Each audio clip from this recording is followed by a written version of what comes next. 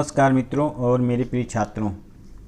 भाषा विषय में 5वां पाठ आलस का सुख आज हम लेके प्रस्तुत हैं।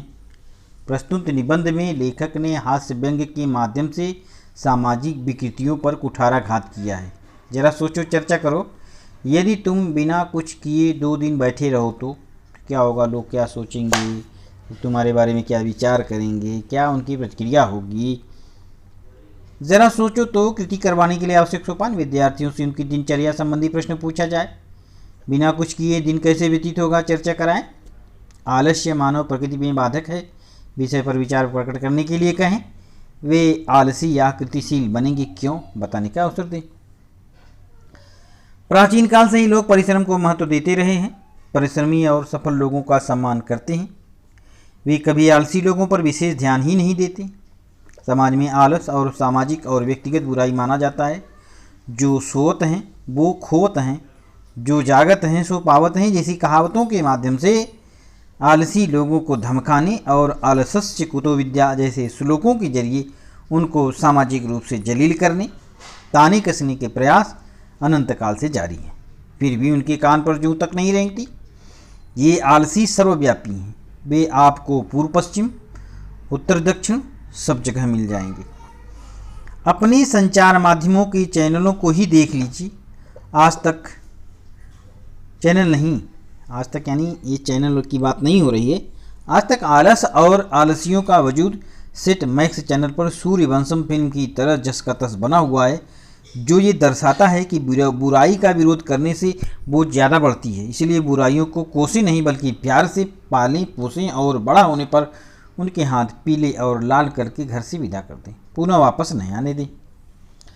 दरअसल हर युग में अवतरित हुए जरूरत से ज़्यादा लेकिन आवश्यकता से कम सियाणे लोग इस बात को समझने में नाकाम रहे हैं कि आलस कोई दुर्गुण नहीं है, बल्कि ये तो दुनियादारी और मोह माया से मुंह मोड़ लेने का एक आसान आध्यात्मिक तरीका है, जिसमें व्यक्ति बिना किसी को तकलीफ दिए, बिना किसी गिव या टेक के सारे प्रलोभनों को ओवरटेक करके 6 लेन वाले मोक्ष मार्ग पर बिना कोई टोल टैक्स दिए अपनी गाड़ी और कल्पनाओं की घोड़े दौड़ा सकता है। न हींग लगे न फिटकरी, सब रंग चोखा ही चोखा। जिस दिन जालिम दुनिया ये समझ लेगी उसी दिन से सारी समस्याएं बेईमानों की ईमानदारी की तरह छूमंतर हो जाएगी। लेकिन ऐसा लगता है कि न नवमन तेल होगा न राधा नाचेगी। आलसी लोगों को चाहे कोई कितना भी भला बुरा क्यों न कहे, लेकिन वे उसका कभी बुरा नहीं मानते। वे बहुत ही समझदार और भले लोग हैं। वे जानते हैं कि बुरा मानने के बाद गुस्सा उपजता है, जो कि झगड़े और कलह से सुलह का रास्ता काफ़ी दुर्गम होता है, को जन्म देता है।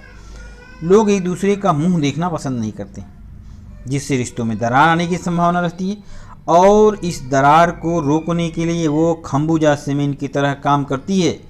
टीवी विज्ञापनों में कई सीमेंट में जान बताई जाती है। कुछ लोग कितने नासमझ होते हैं, वे विज्ञापनों पर भरोसा कर लेते हैं। उन्हें ऐसे सारे विज्ञापनों के खिलाफ ज्ञापन देने की ज़रूरत है, क्योंकि दरअसल जान किसी सीमेंट में नहीं होती है बल्कि आलसी लोगों में होती है।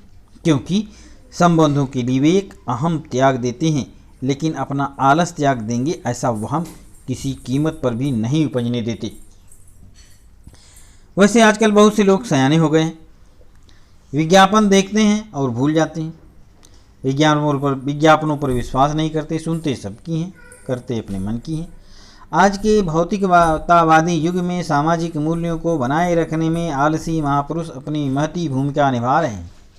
जहां अधिकतर लोग सफलता मिलने के बाद बदल जाते हैं और इवन डे पर अपनी महंगी कार में और ओड डे पर अपने अभियान पर सवारी करने लगते हैं, वह आलसी लोगों के से सभ्य समाज को ऐसा कोई खतरा नहीं है। काम और सफलता, इन 2 शब्दों से आलसी लोगों का वही संबंध होता है जो कि लाल किला बासमती चावल से लाल किले का है। लेखक और प्रकाशक की संयुक्त गलती से काम और सफलता जैसे शब्द आलसियों की डिक्शनरी में होते तो हैं, लेकिन उन्हें देखते ही वो पन्ना पलट देते हैं ताकि उनकी किस्मत का पासा न पलट जाए और वो आलस के अलावा किसी अभिमान या स्वाभिमान का शिकार न हो पाए। यहाँ पर स्पष्ट रूप से कह देना जरूरी है कि आलसी लोग किसी भी कार्य या मेहनत से नहीं घबराते हैं। वे भला बिस्तर से नहीं घबराते, पड़े पड़े खाने से नहीं घबराते, टीवी पर कार्यक्रम पिक्चर देखने से नहीं घबराते, तो कार्य से क्या घबराएंगे। उनको केवल इस बात का डर सताता है कि उनके काम करने से कहीं सोने के भाव कम ना हो जाएं।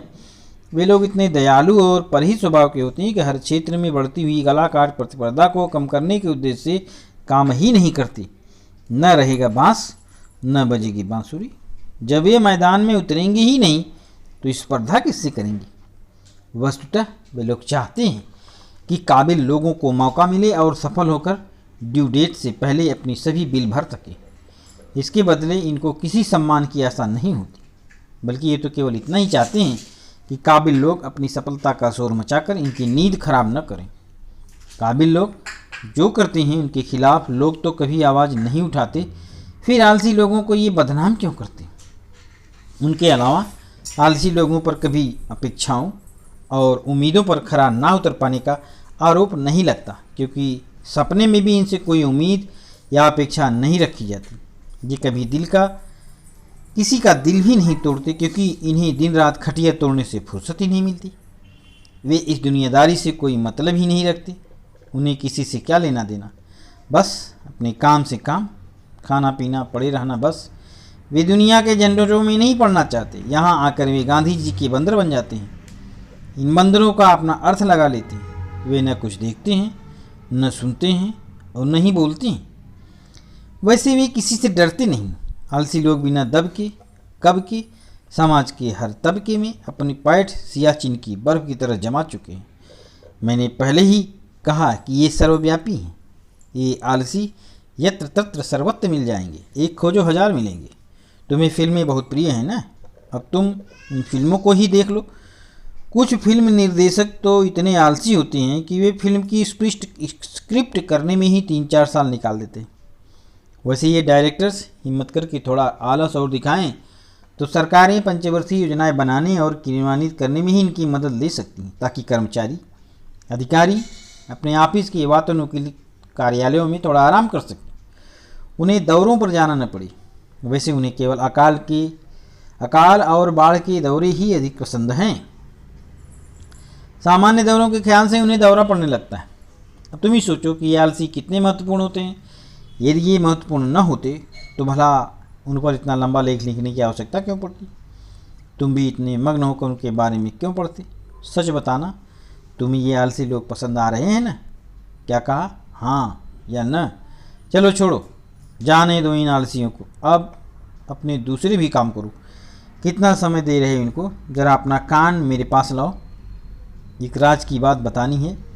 राज की बात यह है कि तुम कभी आलसी मत बनना। इस प्रकार से ये पाठ समाप्त होता है। धन्यवाद।